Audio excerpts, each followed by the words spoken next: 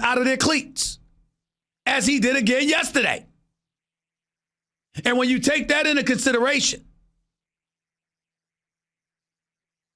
that makes him box office. Box office. What do you think is going to happen? That's Lamar Jackson.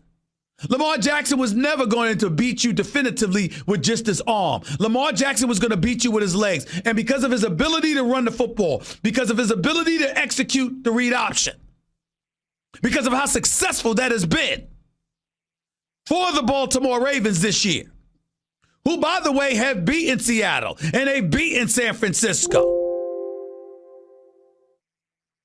What are you going to say? What the hell are you going to say? That's what we're thinking about when we think about the Baltimore Ravens. So we can sit up there and slice it any way we want to. But Lamar Jackson, being as young as he is, tied for the best record in the National Football League with San Francisco. Okay? When you look at what he's bringing to the table, it's just undeniable. And since he's already the leading candidate for league MVP honors, clearly you're not judging him by his ability to throw the football for an excessive amount of yardage, because if that's the case, you'd be looking at a Patrick Mahomes or somebody else. Hell, Kirk Cousins, for crying out loud. But that is not the case. Lamar Jackson is a showstopper. He is box office. And I got to tell you something right now. If you're the National Football League, if you're the NFL, I don't know if there's ever been a time where we don't want to end up watching the New England Patriots more. You want to make for a miserable, miserable Super Bowl this year, this particular year? Let the New England Patriots get to the Super Bowl. I'm trying to tell you right now, you'll lose ratings. You'll lose ratings. As crazy as that might sound to some of you, you'll lose ratings. And I'm going to tell you why you'll lose ratings. I'm looking at my producer, John, who probably thinks I'm crazy, but you'll probably lose ratings. Let me tell you why. The Super Bowl between the Patriots and the Rams were god-awful last year. Minimal excitement.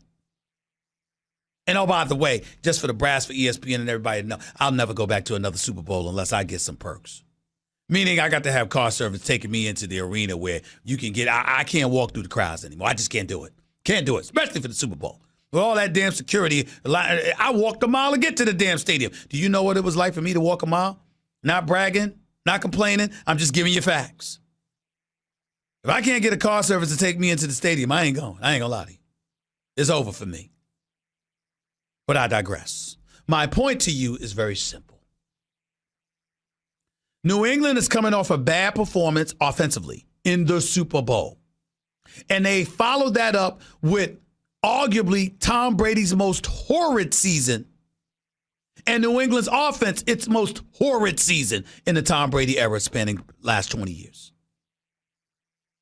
18 to 20 years. I'm telling you right now, with Patrick Mahomes and the Chiefs capable of what they're capable of offensively, with Lamar Jackson being the showstopper that he is, I am telling you right now, if the New England Patriots end up coming out of the AFC, you're going to have a whole bunch of depressed folks that ain't going to be that interested in watching the Super Bowl this year. I'm telling you that right now. Not unless somehow, some way, Odell Beckham Jr. gets to get traded from Cleveland to New England, which ain't going to happen, obviously, because that deadline has expired. We all know that's not going to happen. Unless something like that would have happened, Odell Beckham or New England, and the reports, they changed the reports, and they all of a sudden do decide to bring Antonio Brown back instead of conceding that, you know what, we ain't bringing Antonio Brown back. And even if he were to come back, you have to worry about the commissioner's exempt list. We all know that. The bottom line is they ain't getting Antonio Brown. They ain't getting Odell Beckham Jr. Tom Brady ain't going to get much help, whatever. He's going to have to rely on N'Keal Harry and Jacoby Myers. Not Jacoby and Myers, the law firm. He's going to have to rely on Jacoby Myers. No Rob Gronkowski to lean on. Julian Edelman, that's just it. The offense is putrid. It's putrid. And so because of that, nobody wants to see New England in the Super Bowl because you want your Super Bowl to be exciting. You might prefer Lamar Jackson, but you don't mind at all if it's Patrick Mahomes in Kansas City against New Orleans and San Francisco, with Aaron Rodgers having an outside shot. That's about it. If I didn't mention the Cowboys, it ain't a damn accident. They ain't going to no damn Super Bowl. So let's just be clear about all of that. But San Francisco or New Orleans, If yesterday's game is the NFC Championship game in Santa Clara, we'll all be happy. We'll all be ecstatic if the Final Four of the National Football League comes down to New Orleans, San Francisco, Baltimore, Kansas City. Anything that interferes with that, I think we'll all be somewhat disappointed. As much as I love my man Mike Tomlin, and I'm proud of the job that he's done, and I think he's the coach of the year, and I like the upside with Devlin Hodges. I think he could potentially be the future of the Pittsburgh Steelers. In a few years, Ben Roethlisberger comes back for a final 2 years, does his thing, stays injury-free, and Devlin Hodges comes out there, and, he's the quarterback in waiting. I don't think anybody's interested in watching Pittsburgh's offense too much right now.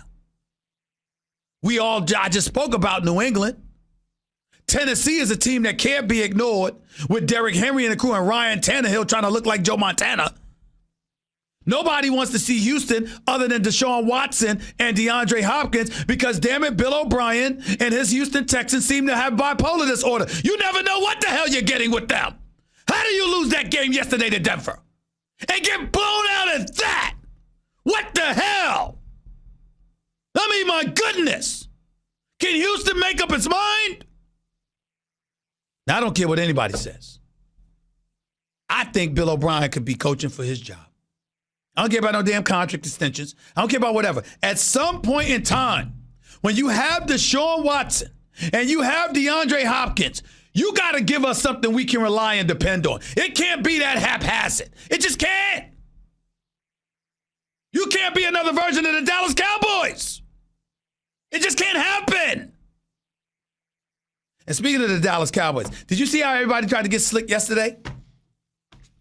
Because on Sunday mornings, I got a little free time, and I vacillate back and forth between the channels. I don't just watch ESPN Countdown. I watch my brothers on the NFL Network because Michael Irvin, the playmaker, is my brother. No apologies. It's my dog, okay?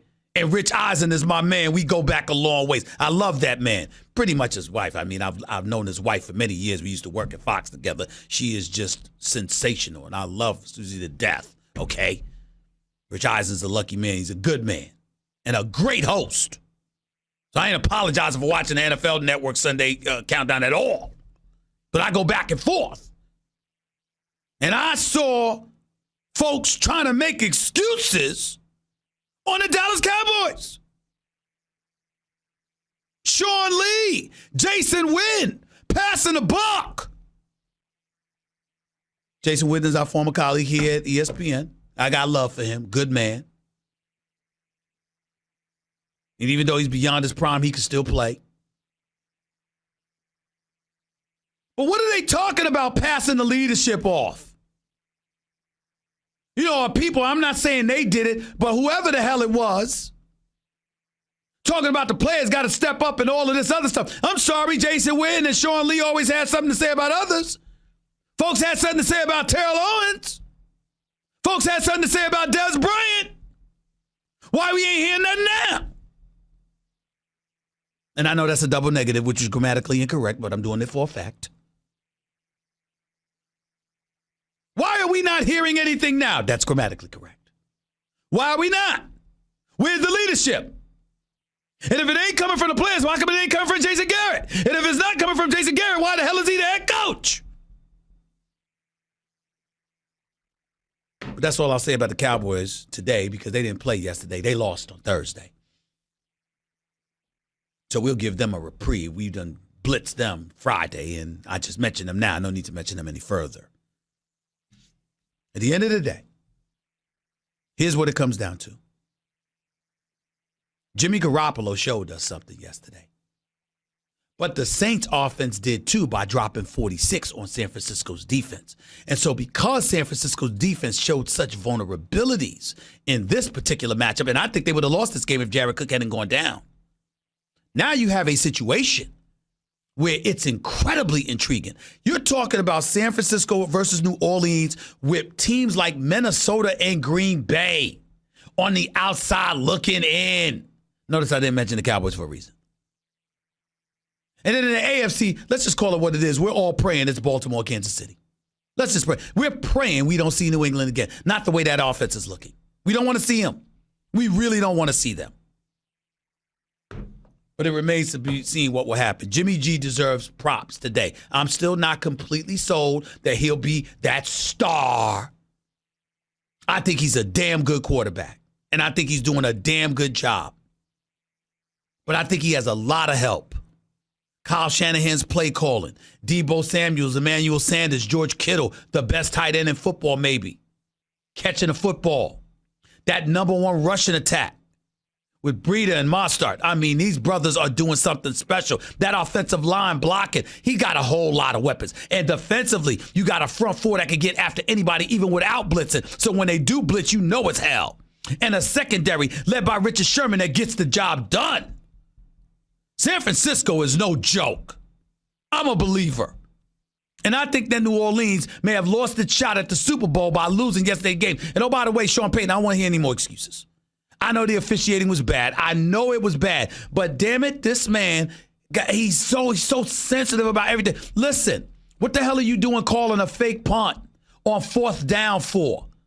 You looking for a holding call when you know you can't even get a pass interference call because of what goes down? You didn't know that? I mean, come on, man. The fact of the matter is, you got to know better than that. And I'm sick and tired of Sean Payton constantly looking for help. You've had Drew Brees since 2006. You got one Super Bowl. Come on, man. Come on. 888-SAY-ESPN. That's 888-729-3776. You're listening live to the Stephen A. Smith Show, ESPN Radio, ESPN News. We'll get back to more of your calls on all of these football games in a minute. Plus, I got to veer left to talk about the New York Knicks for just a second.